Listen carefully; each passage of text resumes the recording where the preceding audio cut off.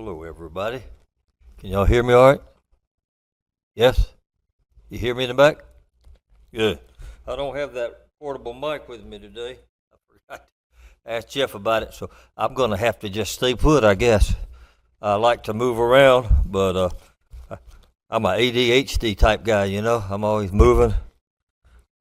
I'm missing a few folks today. Well, good to see you, Miranda, here. I didn't see you earlier, but and I'm missing Bill. Is Bill's gone, I guess, on vacation. I took his wife with him apparently too. Yeah, but always good to look around and see who's not here, and let them know, hey, we missed you, and just so know that they are missed. You know, it's always good to do that. I see brother and his wife from all the way from Midland, Texas, over here again. Have y'all been here since I was here last? Were y'all here last week? Oh, okay. Well, was that 2 weeks ago y'all came the first time? Yeah, because I haven't been here last week, and then seems like I missed another one too. And next week, y'all got a different speaker, and I'm going to be speaking at my home church down in Monroe, North Carolina. But today we're going to talk about an interesting subject, and it's kind of come up because of a number of conversations. If you want to be turning while I'm doing that to Mark chapter 12, I should have all my notes in front of me actually, so everything's written out for me. But the lesson today, we don't have a screen thing to use today, unfortunately, so hopefully that'll get repaired soon. And so Brother Jeff was kind enough to print the materials for me so I could use my notes up here today. And but today we're going to talk about a subject that's been brought up by some conversations I've had with people recently over the upcoming election. Yeah, we're going to go there. So I want y'all to look at your neighbor and take a deep breath and tell everybody it's going to be okay, okay? It's going to be just fine. But politics, I remember years ago, I was on an airplane. It's been a long time ago, probably college. I was in college. And I just love to talk to people, so people usually hated me on airplane because I wanted to always visit with the guy sitting beside me, and they're trying to sleep, you know.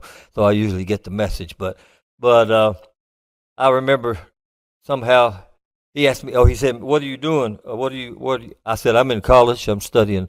What are you gonna do?" "I'm studying for ministry."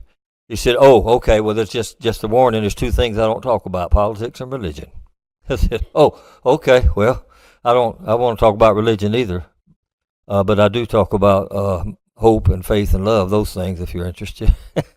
So anyway, but because religion has divided people, and so has politics, hasn't it? In fact, it's kind of sad that even in the church, politics divides the religious. Yeah, and it's kind of interesting. I heard this story from another fellow the other day. I was listening online. Where do we get the word politics? It comes from a Greek word, politika, which had to do with the affairs of, it was first used by Aristotle, I think, way back in the days of the Greeks. And by the way, if you ever go to Greece, be real careful over there, because it's Greece, it's very slippery. So y'all just be very careful if you go there. But anyway, in ancient Greece, they had these city-states. Like each city was its own state before it became what we call modern-day state of Greece. But back then, it was just each city, Sparta. What was the other really famous one? I forgot. Athens, Sparta. Anyway, so it had to do, the word politica, polis is the idea of the city, and politicos mean the citizens or the people of the city. So politics really is not a bad word. It has to do with the people and the citizens of a particular place. But there's always been political differences between people. And by the way, I meant to tell you, I heard the other day this definition of politics. See, the Greek word polis actually means many, and in English we have politics, and ticks are blood-sucking creatures. So you see, politics is many blood-sucking creatures. You get that? Anyway, that's just a bad joke, but it seems that way sometimes. But do you know that in the church, as long as I can remember, there's been differences between people politically. Y'all heard of David Lipscomb and Foy Wallace? These are two leading members of the church. Lipscomb's older than Wallace. He died in 1927 or so, David Lipscomb. But he did not participate in the political process at all. He felt like our kingdom is completely in heaven, and we don't have anything to do with this world per se, and so we will let the men decide the affairs of men. We will preach the gospel, and he didn't vote. He didn't encourage people to vote. He said, Jehovah's Witnesses are like that. I don't think they vote. And he held that position, but he was at one time kind of the majority in People Churches of Christ. But over time, after World War I, and you see all the events of the world wars, it became much more popular to take the position of Foy Wallace, who believed Christians have an obligation and a responsibility to participate in their culture, just like we have a place in every part of society. I mean, if we're supposed to be the light of the world, why is it that politically we're not supposed to be involved? So we can influence people for Jesus, except in the realm of politics. We can influence them, so we might as well just close the doors and just say, y'all come in here and get the influence. But I want Christians involved personally. I'd like to see Christians like they were in the first century. We had Christians who were lawyers, Christians who were doctors, Christians who were teachers, Christians in all professions. And yes, believe it or not, there were Christians in politics, okay? And there were Christians who were involved in the political process. But I think the real key is how do we conduct ourselves as Christians, and how do we see our role in terms of the part that we have to play. Two recent conversations I've had with different individuals in different places recently is I remember one sister came up to me after church a while back, not here but elsewhere, and she said, and I don't even know how this came up because I wasn't talking about it. She said, I'm really worried about this election. And I said, what do you mean? And she says, well, our country is just the direction it's going. I said, well, it's a lot better than it was in Jesus' day. I can tell you that right now. But no matter who we elect. But she said, well, I just don't see how you can be a Christian and vote for this person and be part of that group. I just don't see how you can be. I was glad some of the members didn't hear because some of them might have been part of that, voting for that person. But guess what? A few weeks ago, I met with another person, a dear brother. He said the exact opposite. I can't see how you can be a Christian and vote for that person on the opposite end of the spectrum. And so we got kind of a problem that how are we going to handle our fellowship if we have different perspectives on political things? Okay? And so many times we allow the narrative of the media to influence our relationships in Christ. And why is it so hyped up? In fact, my subtitle for this lesson I wrote here is Being a Christian in the Age of Hyperpolitics. How can we keep our Christian identity focused on Jesus and not on the political winds of the day and the political heroes here today, gone tomorrow? Okay? It's so many times we allow the things of this world and our concerns about the things of this world to take precedence over the things of God's nation and God's kingdom. When I was growing up, let me back up a minute. I think one of the reasons we have this hyper political environment today is because I remember 30 plus years ago there was an hour of news every night. It came on 6 o'clock, went off at 7, and it was only like 3 channels, and it wasn't all this. You had these debate shows and talk shows, and now you go to the radio, you turn it on, they're all talking about it, they're all emotional about it, and everybody's upset, and it's constant emotional tension, and it's like, man, no wonder people get anxious. No wonder everybody's like on the edge about everything. And Christians we fall right into it, and social media has made it 10 times worse. And I'll tell you, back in 2020, I guess that wasn't the last election. Was that the last one? No, 2016. Previous election with Trump and Clinton. I remember first time in my life, people I thought were like fine Christian people, I saw on the internet, on Facebook. That's when I kind of got discouraged with some of the things they would say. And it's like on both ends of the spectrum. And it's like, wow, I hope people don't know that you're Christians when you're talking here, because you're bringing a really ugly name of Jesus into this. But what really troubled me a while back was when I heard somebody that I had to respect, but I lost a little respect for him this day when they were over at my house visiting, and the news came on, and Nancy Pelosi came on, and he said, I wish he would just die. This is a Christian guy, been a Christian 40, 50 years. I wish he'd just die. I thought, wow, we're letting our politics get way too intense. And I should have said something to him, but I didn't, and that was my mistake later. But that's about the time I just quit watching the news, because I thought, man, if it's making people this tense, and I've gotten away from where I watch. Years ago, I used to watch these talk shows on TV and stuff, and nobody listens to anybody. Everybody just got their own point of view and stuff. But I want to read to you. Did you know that in 2020, I keep forgetting something else I wanted to bring in. When I was growing up, I didn't know what my parents were.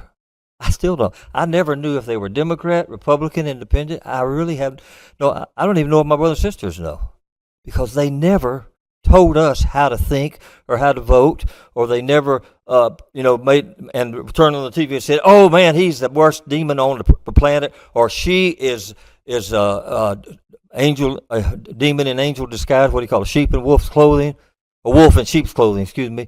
They never got all that tense about it. They voted, they participated. I know that they participated in like the civic club and stuff in the town, but politics wasn't nearly like it is now, and I'm thankful for that. And I remember my dad, the only time he ever asked me a political question was one time when I was coming home from college, and he asked me something. What do you think a conservative is? And I had no idea. He said, "Oh," and he let me answer what I thought, and I realized now I didn't know anything. But he just said, "Oh, okay, well, I see what you're saying." He never said anything back, and that was it. But did you know that during 2020, when we had that pandemic, and we took us a year to get through it, did you know that more ministers quit? Because you know what else happened in 2020, right? The very modern election with Hillary Clinton and Trump, and it was so hostile. There was so much, and so many ministers got so discouraged, like I did, when they looked on. They saw things that Christians were saying to each other on the internet and on Facebook. And a lot of, did you know that year between 20 and 21, more preachers quit in the history of modern day Christianity in America, and that demise has continued. And I want to quote to you from a fellow named Thomas Rainer, who writes on these things. He wrote, "Ministers dread election years because they know what's coming. Lies will be shared, sins will be excused, bad behavior will be defended, good behavior will be, of course, ignored if it comes from the other side. It's a moral and ethical nightmare.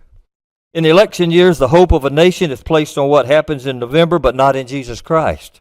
Many ministers wonder if what they've been doing really even matters. Why continue on at all if it can be so easily disregarded because of an election? The Spirit of Christ just goes out the window." And that's sad to say, but I've had friends that I've known that have no longer, they're doing other things because they feel like their work really isn't making that much difference. So we're going to disagree. I want to point this out. We're going to disagree on who may be the best choice, or even the least of two bad choices, which is probably the way it is these days when elections is usually the lesser choice. But are we going to allow those differences we may have about things become a stumbling block to two things? See, this can become a stumbling block to our witness for Christ and what people think of us is when they think of us. What are we known for? Okay? And not only that, it can hinder our fellowship in Christ with people who may have different views on different things.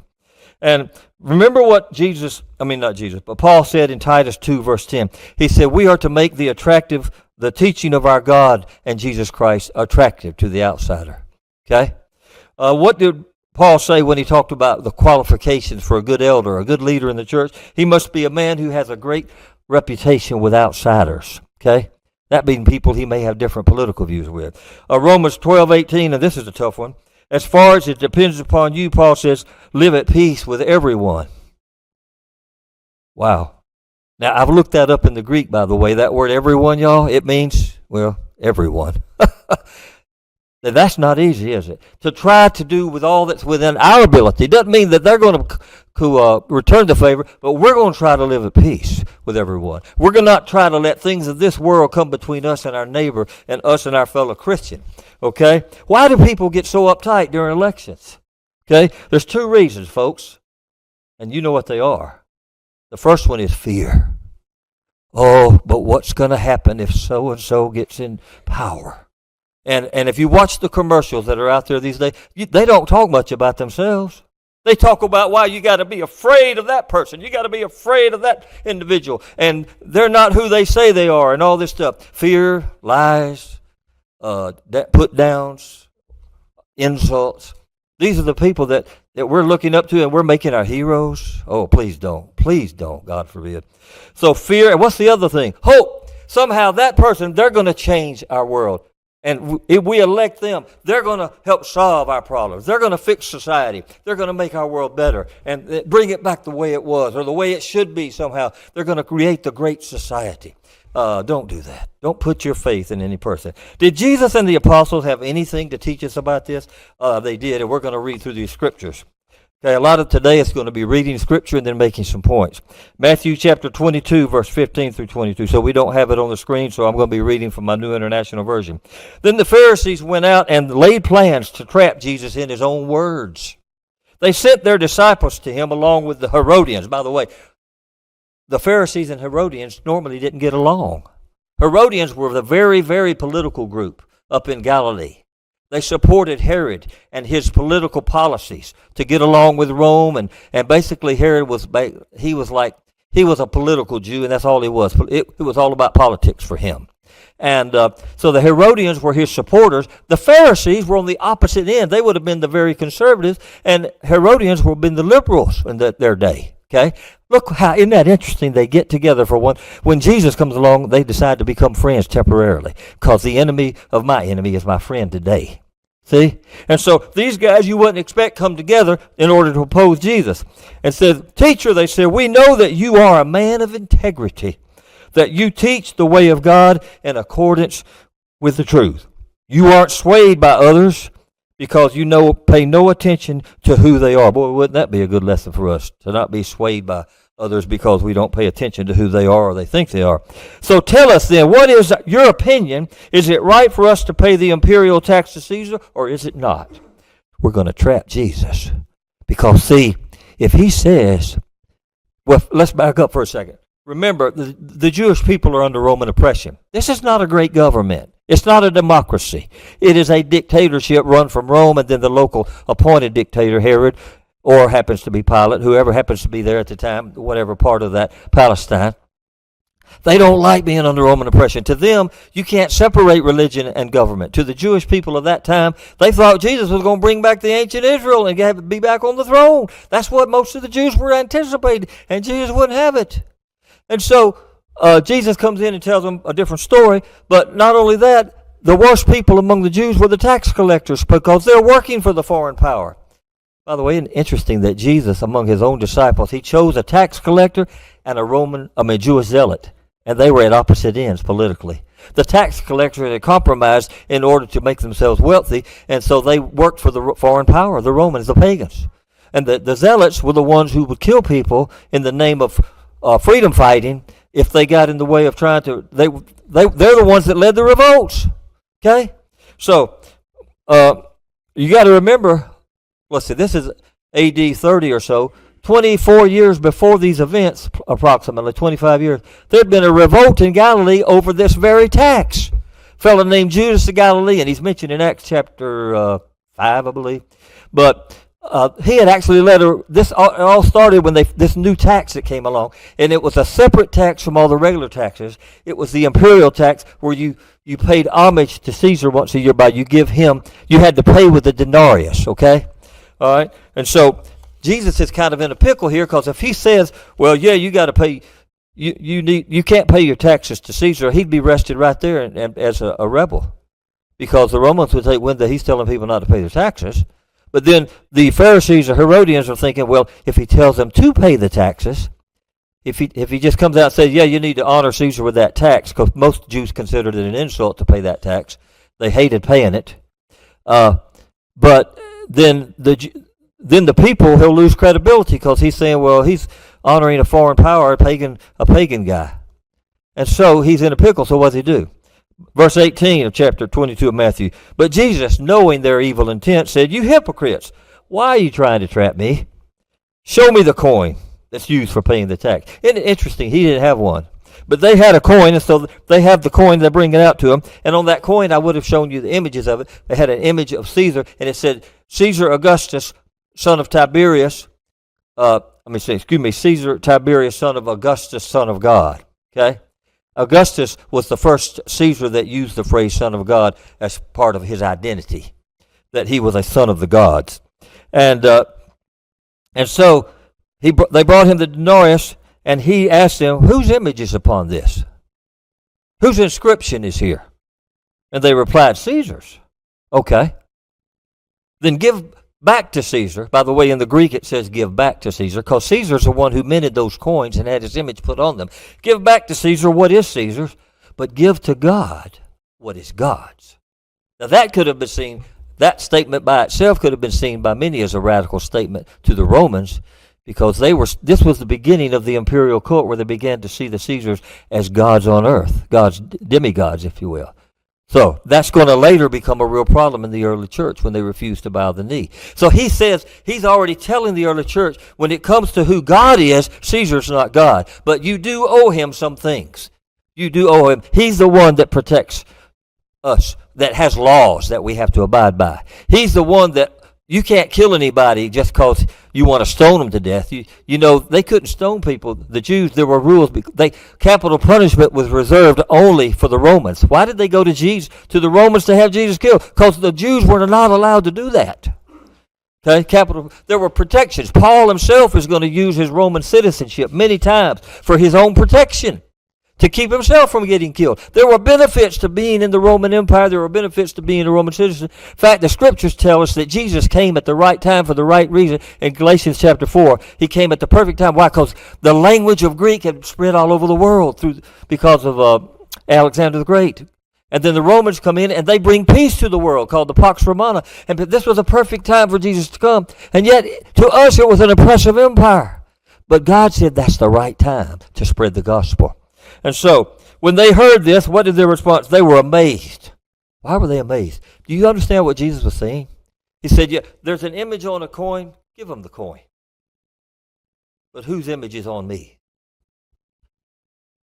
Who's God's image on? Don't give them yourself, your soul, because only God's image is in a soul. The emperor doesn't own you, okay? He doesn't own who you are or your identity or your purpose and meaning in life. So, moving on, what is Jesus teaching us? He says here, there's a legitimate role for government in our lives. We must respect our government, even if it's an ungodly government. What government was Jesus under? And the early church, we will consider it very oppressive. And yet, Jesus and the early church, they never told them, you need to lead a revolt. And that's why so many people left Jesus. They wanted a revolt. But this is what's going to transform the disciples. They're going to lead a different kind of revolution. Okay? Listen to what it says in 1 Peter.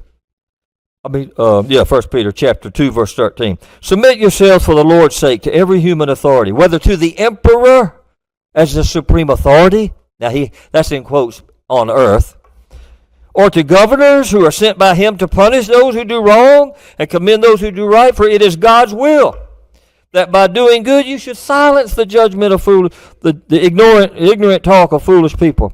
Live as free people, but do not use your freedom as a cover-up for evil. Live as God's slaves. Show proper respect to everyone. Love the family of believers. Fear God and honor the emperor. Wow. Fear God, honor the emperor. Notice it didn't say fear the emperor. It says, no, you fear. Remember we talked about that, fearing God above all else. What is your greatest fear is of God. And so you show respect. You respect the laws. Did you watch the other day? There was a football player arrested recently, and Tyreek Hill of the Dolphins. Did you see that, Brian? That guy. He got arrested down in Florida because he was speeding 20 miles over the speed limit on his way to a football game to play on Sunday morning a couple weeks ago. And it was all in the news, and people made these quick judgments because they didn't watch or learn the whole story. And the police decided to release the video sort of to clear the air a little bit. And he was complaining, of course, how they arrested him and put him on the ground. And they may have overreacted. I'm not sure. I don't know. I wasn't there. But I think one of them might have been a little bit harsh with him and was over-aggressive. But when he was pulled over breaking the law by a man in authority, what was his response? Don't tap on my window. Then he rose it back up. I said, don't tap on my window. I'm a police officer, and you broke the law. And I just want to see your license. His immediate response. Then later, guess what he's talking about? Oh, I want to tone it down. And he talks about, I'm a Christian. Well, if you're a Christian, you sure didn't show it the way you reacted. You see, this is one of the things that amazed the Roman Empire. How Christians submitted to a government that they found oppressive. And I'm going to tell you, I have found Christians around the world. Y'all know I've traveled in Eastern Europe when I was a young man. Last time I went was 30 years ago, right after the fall of the so-called Iron Curtain. The greatest Christians I've ever met lived in Eastern Europe because they lived under oppressive governments and they didn't let it stop them from being Christians. And I know one man that was arrested in Poland years ago. We're talking about 40 years ago when I was in college, 40-something. And he got arrested for using his house for unlawful purposes. What were you doing with it? He was teaching people about Jesus in his own home. Well, the home belongs to the state. Well, I can't stop doing what's right. So they throw him in prison. He goes for 2 years. They finally let him out. You know why? He converted over 200 people in prison. They said, man, he's doing more damage in prison than he is out here. Okay, so they let him have his house back. But, Davidoff, I forgot his first name. But, so we have to respect and live under the laws that we're given, okay? God has instituted this stuff for a reason. In fact, Romans, I'm just going to read it, 13. Everyone should be subject to the governing authorities, for there is no authority except that which God has established. You mean God established the authorities in China and Russia? Well, I'll tell you what, he's certainly allowing it, isn't he? Now, when it says he established the authorities, he established the places of authority. Without government, we'd have anarchy. Okay? Do y'all want to live in a world of anarchy, even if it's a communist country?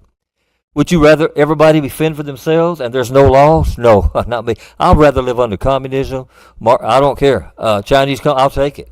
Okay? And by the way, did you know that Christianity has grown more in countries where they're oppressed than ones that are not? Because what happens when you don't get oppressed, you just start watering down everything.